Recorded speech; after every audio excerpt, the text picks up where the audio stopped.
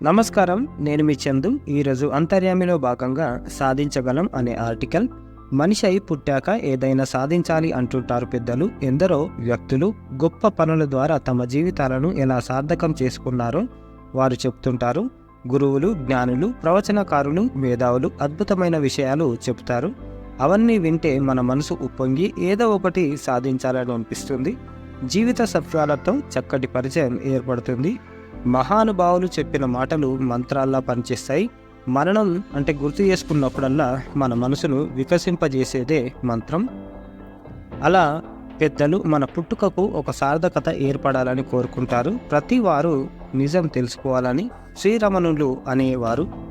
అది తెలుసుకోగలిగితే మనమందరము సాధకులమేనని ఆయన వాక్కు. జ్ఞానాన్ని నేర్చుకోవాలి. అది మన వరకే కాకుండా నలుగురితో పంచుకోవాలి. ఎందుకంటే మనం సాధించాలనుకున్న కార్యంలో సన్నిహితులు మనకు సహాయం చేస్తారు. అప్పుడు మన సాధన సులువవుతుంది. నువ్వు ఈ కార్యం సాధించగలవు అంటూ హితులు, మిత్రులు, సహచరులు ధైర్యం చెప్తేనే హనుమ సముద్రం దాటి లంకకు చేరి కార్యం సాధించుకొని వచ్చి చూశాను సీతను అనగలిగాడు.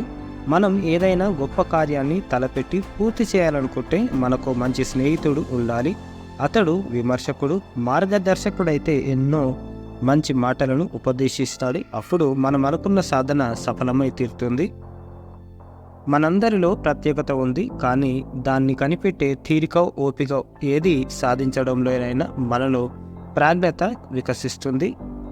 మరోసారి, మనందరిలో ప్రత్యేకత ఉంది, కానీ దాన్ని కనిపెట్టే తీరిక, ఓపిక ఉంటే ఏది సాధించడంలోనైనా మనలో ప్రాజ్ఞత వికసిస్తుంది. సూర్యవంశానికి చెందిన భగీరథుడు సగరుడి వారసులకు ఉత్తమ గతులను కలుగజేసేందుకు దివిజ గంగను భూమికి తెచ్చే మహాప్రయత్నం చేశాడు. ఈ సాధననే భగీరథ సాధన అన్నారు. ప్రతి మనిషి అద్భుతంగా జీవించాలని ఆది శంకరాచార్యులు తరచూ అనేవారట. అలా బ్రతికితే ప్రతిరోజు సాధనకు మనసు ఉరుపలు వేస్తుంది. రాబోయే రోజులన్నీ ఆశాజ్యోతులవుతాయి. ఆది శంకరులు దేశాన్ని మొత్తం కాలినడకన పర్యటించి తాను తలపెట్టినట్లు 4 పీఠాలను నెలకొల్పగలిగారు. పాశ్చాత్య పురాణాల్లోని నాయకులు కండబలం కలవారు. మన భారతీయ ఇతిహాసాలలో ధీరులు, నైతికంగా, ధార్మికంగా బలవంతులు. కండబలం కంటే గుండె బలం, మనోబలం శక్తివంతమైనవి. ఇలాంటి సాధకులే రామాయణ, మహాభారత వీరగాథలకు కారకులు.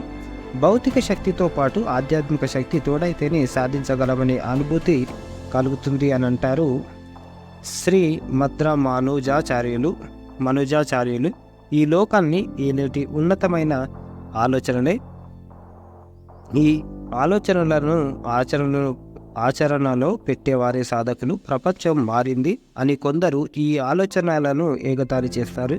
క్షణాల్లో రుచికరమైన భోజనం సిద్ధం చేయడానికి సరికొత్త వస్తు సామగ్రిని కనుగొన్నారు కదా అంటారు. కానీ ఓ మహాత్ముడు చేసే పనిని ఎన్ని వేల మనుషులైనా చేయడం సాధ్యమా? ఈ తర్కం తెలుసుకుంటే మనిషి ఏదైనా సాధించగల మహనీయుడే. చచ్చెంత కష్టమున్న ప్రయత్నాన్ని వదలకపోవడం మనలోని అద్వితీయ లక్షణం.